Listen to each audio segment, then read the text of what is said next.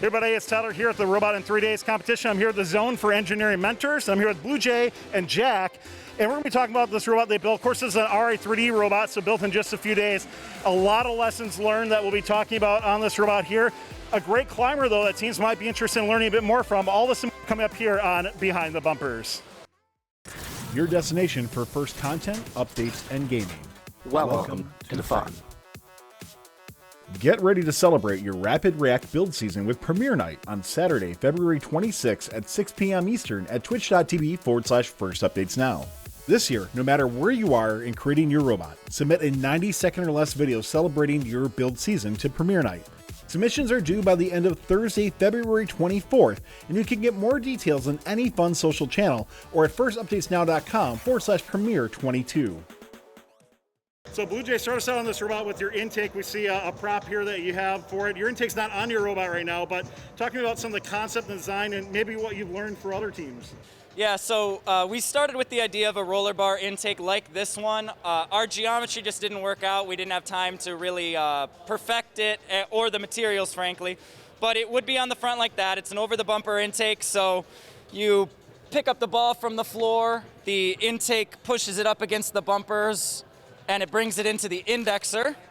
And the indexer and the shooter do operate. We've been able to shoot our first ball in autonomous, if we want to show that off.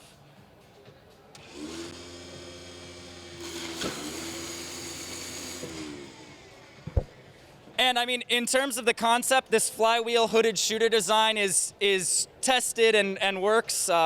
We've helped some other teams build designs similar to this, and this is based off of other teams' designs. So we were pretty confident that this would work, and it does. So, and then our climber is sound in concept. You probably want to use different materials than we did, wooden dowels and Lexan, but it's successfully climbed every time we've lined it up correctly. So we're feeling pretty good with that.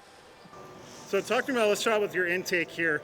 The choice of Velcro on it as well. How did Velcro work for you, or hook and loop? Like, what have you seen from it? Obviously, you see a little bit of cargo debris on there. So is that something you would recommend for teams?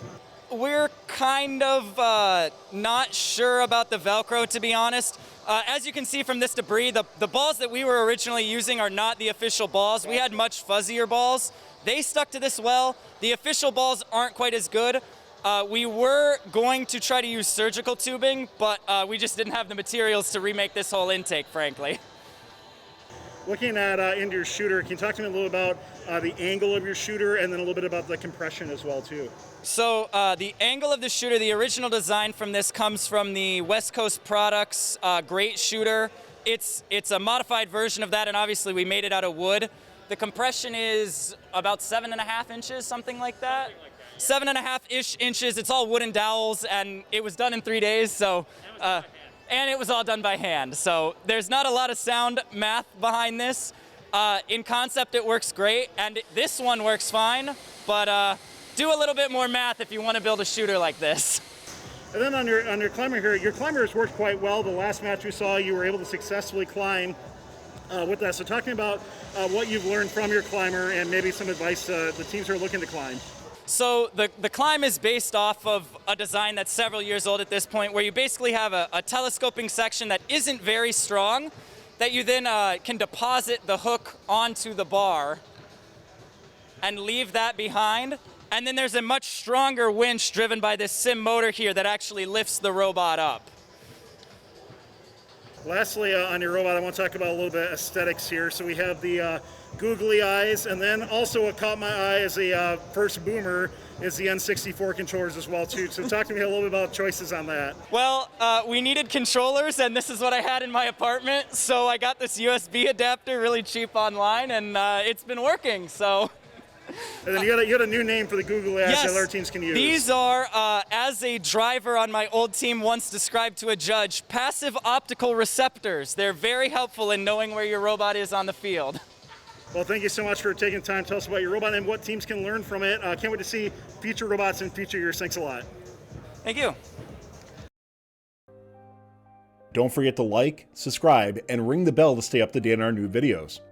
Keep the conversation going and provide your input to our content. Watch our live shows at twitch.tv/firstupdatesnow. Join our Discord at discord.gg/firstupdatesnow and check out Fun FTC on Facebook, Instagram, and Twitter, and First Updates Now on Facebook, Instagram, TikTok, and Twitter.